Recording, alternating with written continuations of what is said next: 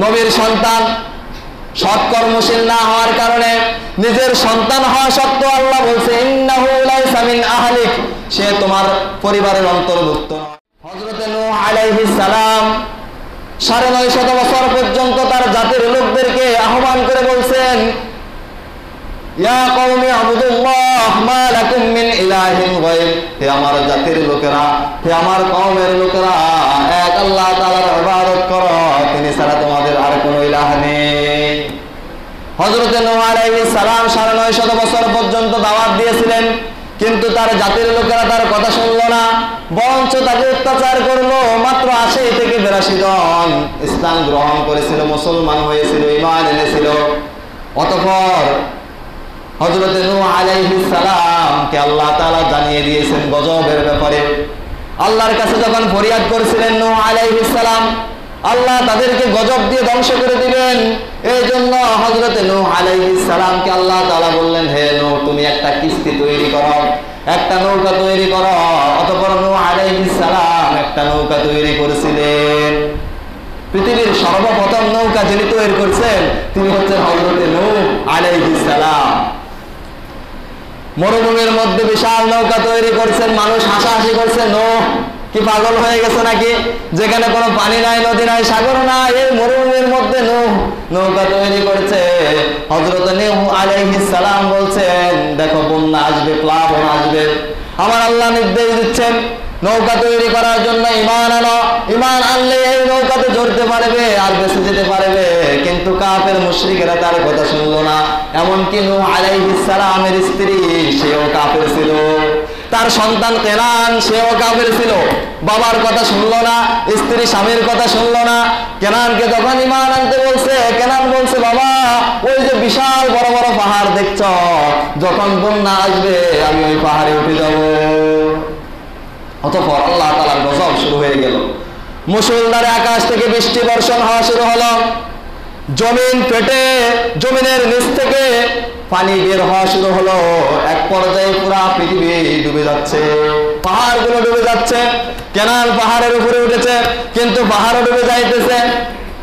হযরত নূহ আলাইহিস সালাম দেখলেন তার সন্তান কেনান পানির মধ্যে হাবুডুবু খাচ্ছে। শত হইলেও তো সন্তান, কাফের হোক আর মুশরিক হোক, নিজের সন্তান একটু মায়া তো লাগে। হযরত নূহ আলাইহিস সালাম আল্লাহ তাআলাকে ডাক দিয়ে বলছেন, ওয়ানাদা নূহু রাব্বাহু ফাকালা রাব্বি ইন্না বনি মিন আহলি। নূহ আল্লাহ তাআলাকে ডাক দিয়ে বললেন, হে আমার রব, ও আমার মালিক। ফাকালা রাব্বি ইন্না বনি মিন আহলি, হে আমার রব, এ তো আমার সন্তান, এ তো আমার আহাল, এ তো আমার পরিবারের অন্তর্ভুক্ত। আল্লাহ তাআলা হযরত নূহ আলাইহিস সালামকে বললেন, ক্বালা ইয়া নূহ ইন্নাহু লাইসা মিন আহলিক, হে নূহ, সে তোমার আহাল নয়, সে তোমার পরিবারভুক্ত নয়। তার কারণ হচ্ছে ইন্নাহু আমালুন গায়রু সালিহ, সে সৎ কর্ম পরায়ণশীল নয়। আল্লাহ বলতেছেন ইন্নাহু আমালুন গায়রু সালিহ, সে সৎকর্মশীল নয়, তার কাজগুলা, তার আমলগুলা গায়রু সালিহ, সালিহিনদের মতো নয়। নবীর সন্তান সৎকর্মশীল না হওয়ার কারণে নিজের সন্তান হওয়া সত্ত্বেও আল্লাহ বলছে ইন্নাহু লাইসা মিন আহলিক, সে তোমার পরিবারের অন্তর্ভুক্ত নয়, সে তোমার আহাল নয়। নবীর সন্তান যদি ঈমানদার না হওয়ার কারণে, আমল না করার কারণে, আল্লাহকে না মানার কারণে, আল্লাহর হুকুমকে অবাধ্য করার কারণে যদি রাসূলের পরিবারভুক্ত না হয়, তাহলে আমরা যে দাবি করি আমাদের বাপ-দাদা মুসলমান, আমরাও মুসলমান, কিন্তু এই পরিচয় দিয়ে কবরে পার পাওয়া যাবে? বলেন, আমার বাবা মুসলমান ছিল, দাদা মুসলমান ছিল, আমিও মুসলমান, কিন্তু আমার আমল তো সালেহিনদের মতো আমার আমল নয়। এই জন্য কিয়ামতের ময়দানে মুসলমান দাবি করেও পার পাওয়া যাবে না। তার কারণ আমাদের হিসাব নেবেন আমলের মাধ্যমে। অতঃপর যখন কেনানকে হাবুডুবু খাচ্ছিল, আল্লাহ তাআলা বলছে ইন্নাহু আমালুন গায়রু সালিহ, তার আমল সৎকর্মশীলদের মতো নয়, এই জন্য সে তোমার আহাল নয়, তোমার পরিবারভুক্ত নয়। অতএব তাকে এই নৌকায় নেওয়া যাবে না। অতঃপর 40 দিন পর্যন্ত প্লাবন ছিল, বন্যা ছিল।